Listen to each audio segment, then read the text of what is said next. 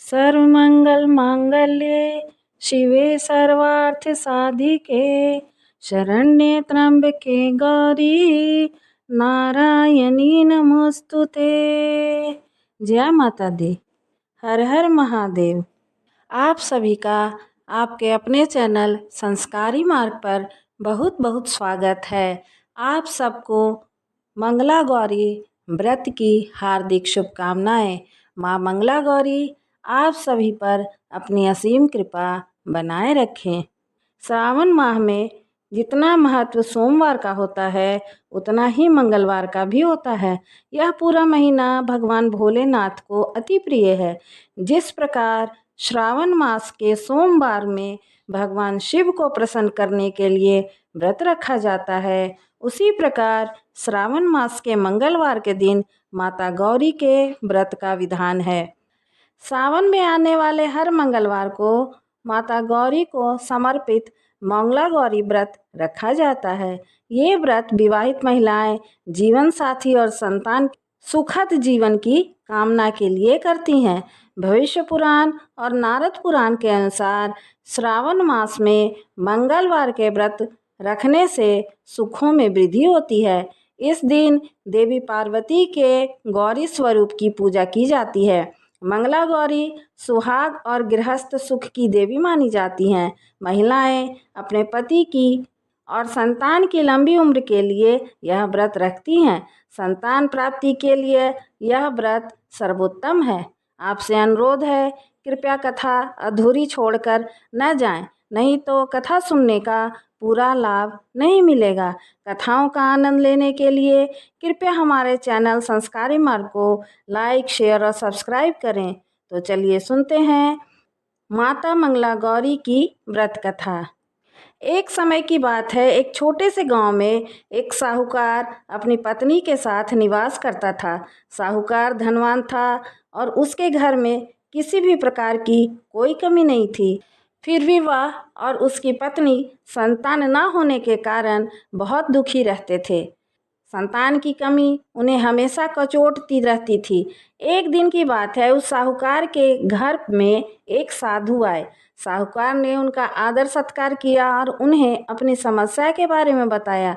साधु ने साहूकार की पत्नी को सावन में मंगलवार को किए जाने वाले मंगला गौरी व्रत करने की सलाह दी। साथ ही पूजा विधि के बारे में भी संपूर्ण जानकारी प्रदान की। इसके बाद साहूकार की पत्नी सावन माह के पहले मंगलवार से ही गौरी मंगला का पूजन व्रत करना शुरू कर दिया। अब वह हर मंगलवार को विधि पूर्वक व्रत और पूजा पाठ करने लगी। इस प्रकार कई महीनों तक उसने यह व्रत किया। एक दिन उसकी धर्म निष्ठा से प्रसन्न होकर माता पार्वती ने भगवान शिव से साहूकार और उसकी पत्नी को संतान प्राप्ति का वरदान देने के लिए कहा। साहूकार को उस रात स्वप्न में एक दिव्य शक्ति ने दर्शन दिए और कहा कि एक आम के पेड़ के नीचे भगवान गणेश की मूर्ति विराजमान है। तुम उस पेड़ के आम को तोड़कर अपनी पत्नी को खिला दो, उससे तुम्हारी संतान प्राप्ति की इच्छा पूरी होगी। साहूकार ने अगले दिन सुबह उठकर अपनी पत्नी को इस सपने के बारे में बताया और वह उस आम के पेड़ को ढूंढने के लिए निकल पड़ा। काफ़ी समय तक ढूंढने के बाद आखिरकार साहूकार को वह आम का पेड़ मिल गया जहां भगवान गणेश की मूर्ति विराजमान थी। उसने आम तोड़ने के लिए उस पेड़ पर पत्थर मारना शुरू कर दिया। पत्थर फेंकने से एक आम तो टूटकर नीचे गिर गया, लेकिन गलती से एक पत्थर जाकर भगवान गणेश की प्रतिमा को लग गया। इसके बाद भगवान गणेश क्रोधित हो गए और उन्होंने प्रकट होकर उस साहूकार को श्राप देते हुए कहा कि हे स्वार्थी मनुष्य, तूने अपने स्वार्थ के कारण मुझे चोट पहुंचाई है। तुझे माँ पार्वती की कृपा से संतान की प्राप्ति तो होगी, लेकिन उसकी मृत्यु 21 वर्ष की आयु में ही हो जाएगी।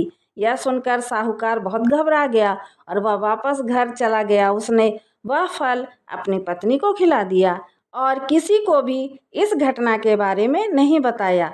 कुछ समय के पश्चात भगवान शिव और माता पार्वती के आशीर्वाद से साहूकार और उसकी पत्नी को पुत्र की प्राप्ति हुई। इससे उन दोनों के जीवन में खुशी का ठिकाना न रहा। लेकिन साथ ही साहूकार इस बात से भी चिंतित था कि उसका पुत्र अल्पायु होगा। देखते देखते उस बालक की आयु 20 वर्ष हो गई और वह व्यापार में अपने पिता का हाथ बटाने लगा। एक दिन घर लौटते समय साहूकार पेड़ की छांव में तालाब किनारे बैठकर अपने पुत्र के साथ भोजन करने लगा। तभी वहां कमला और मंगला नाम की 2 कन्याएं कपड़े धोने के लिए आईं और कपड़े धोते हुए आपस में बात करने लगी।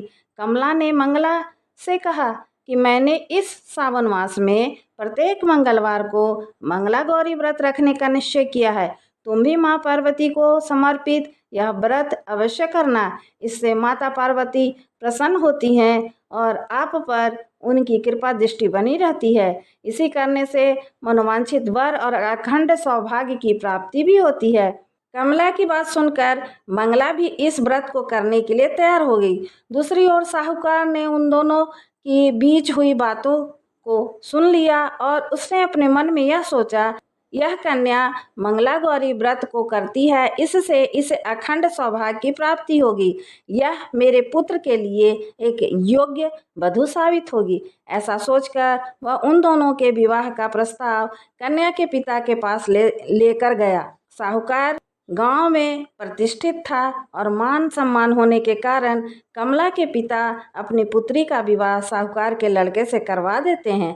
विवाह के पश्चात भी कमला विधि पूर्वक मंगला गौरी का व्रत रखना जारी रखती है। इसके भक्ति भाव से प्रसन्न होकर माता पार्वती एक दिन उसे स्वप्न में दर्शन देती हैं और कहती हैं कि मैं तुम्हारी भक्ति से अत्यंत प्रसन्न हूँ, इसलिए तुम्हें अखंड सौभाग्य का वरदान देती हूँ। लेकिन तुम्हारा पति अल्पायु है, इसलिए अगले महीने मंगलवार के दिन एक सर्प तुम्हारे पति के प्राण लेने आएगा।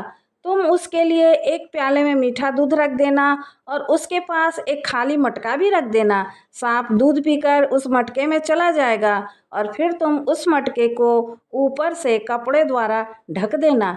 अगले मंगलवार को कमला ने माता पार्वती की बात मानकर एक प्याले में मीठा दूध रख दिया और पास में एक मटकी भी रख दी।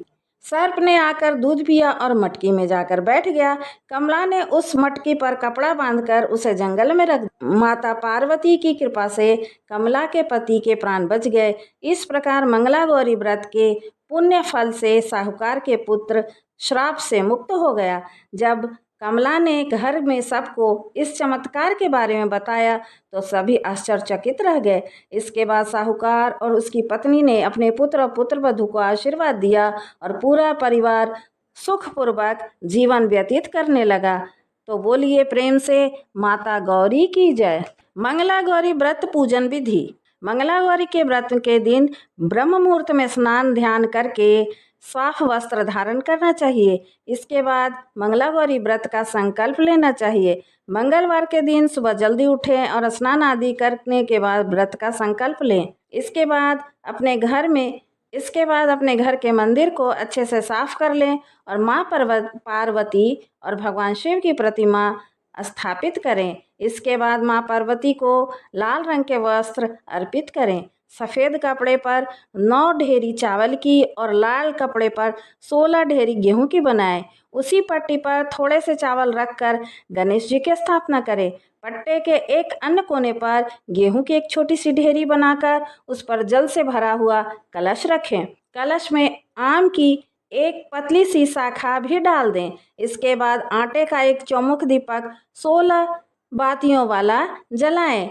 अब सबसे पहले गणेश जी की व बाद में कलश की विधि पूर्वक पूजा करें। एक सकोरा गेहूं का आटा रखकर उस पर सुपारी और दक्षिणा रखें, उसे आटे में दबा दें।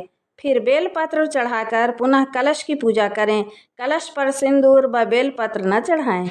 इसके बाद चावल की जो 9 ढेरियाँ बनाई गई थी उसकी पूजा करें। तत्पश्चात गेहूं की 16 ढेरियों की पूजा करें। इन पर हल्दी, मेहंदी तथा सिंदूर चढ़ाएं, परंतु जनेऊ न चढ़ाएं। इसके बाद कलावा मौली लेकर पंडित जी को बांधें तथा उनसे अपने हाथ में बंधवाएं। अब मंगला गौरी का पूजन करें। गौरी पूजन के लिए एक थाली में चकला रख लें। खस पर गंगा की मिट्टी से गौरी जी की मूर्ति काढ़ लें या मूर्ति बना लें। आटे की एक लोई बनाकर रख लें। अब मंगला गौरी पूजन शुरू करें। पहले मंगला गौरी की मूर्ति को जल, दूध, दही, घी, चीनी, शहद आदि का पंचामृत बनाकर स्नान कराएं। स्नान कराकर कपड़े पहनाएं। नथ पहनाकर रोली, चंदन, सिंदूर, हल्दी, चावल, मेहंदी, काजल लगाकर 16 तरह के फूल चढ़ाएं। अंत में गौरी जी की कथा सुने। जो महिला उपवास का पालन नहीं कर सकती वे भी कम से कम पूजा तो करती ही हैं। इस कथा को सुनने के बाद विवाहित महिला अपनी सास तथा ननद को 16 लड्डू देती हैं। इसके बाद वे यही प्रसाद ब्राह्मण को भी देती हैं। इस विधि को पूरा करने के बाद व्रती 16 बाती वाले दिए से देवी की आरती करती हैं। व्रत के दूसरे दिन बुधवार को देवी मंगला गौरी की प्रतिमा को नदी या पोखर में विसर्जित कर दी जाती है। अंत में मां गौरी के सामने हाथ जोड़कर अपने समस्त अपराधों के लिए एवं पूजा में हुई भूल चूक के लिए क्षमा मांगना चाहिए। इस व्रत और पूजा को परिवार की खुशी के लिए लगातार 5 वर्षों तक किया जाता है। अतः शास्त्रों के अनुसार यह मंगला गौरी व्रत नियमों के अनुसार करने से पुत्र पौत्र आदि भी अपना जीवन सुख पूर्वक गुजारते हैं। ऐसी इस व्रत की महिमा है। कथा पूर्ण हुई तो प्रेम से बोलिए जय मां मंगला गौरी। हर हर महादेव।